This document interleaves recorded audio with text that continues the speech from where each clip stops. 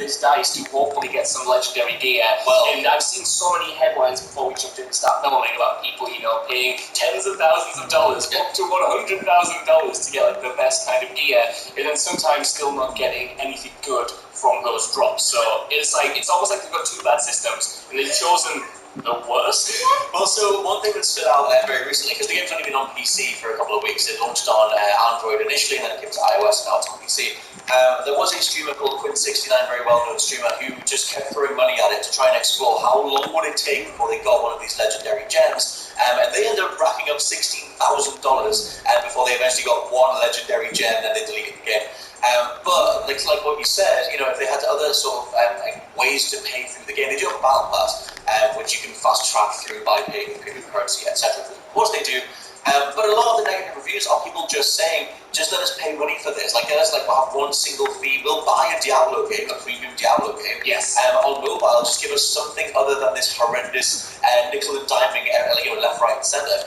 It's also really weird, like I said, about the fact that the game is enjoyable for the first 20-ish hours, where you kind of you can have a nice Diablo experience. It previewed very well, and it's kind of because it's been rolled out on platform-specific stuff. But the worst version being the PC version, right?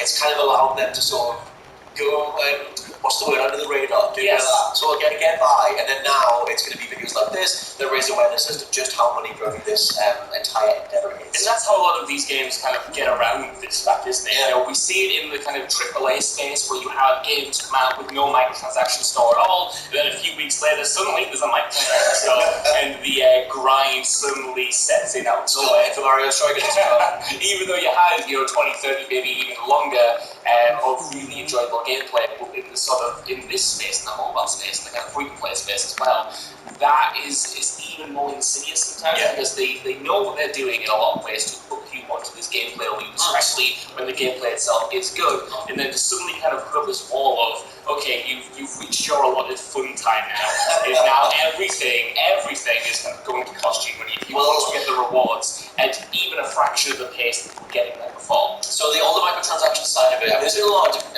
games journalists over on Twitter as they've been experiencing this game, flagging different things that they're seeing, different prompts for you to spend more money. One of the most egregious is related to the dungeons themselves, where you'll go through a dungeon and unlock various bits of gear, and then the game will flag and say, well, actually, this thing costs a little bit more money than you have. Do you want to pay a little bit more or a little bit more of the premium stuff to actually secure the thing that you previously just worked towards unlocking in the first place, which feels like one of the most egregious implementations of microtransactions since I would say 2017, which was the year of the worst of it.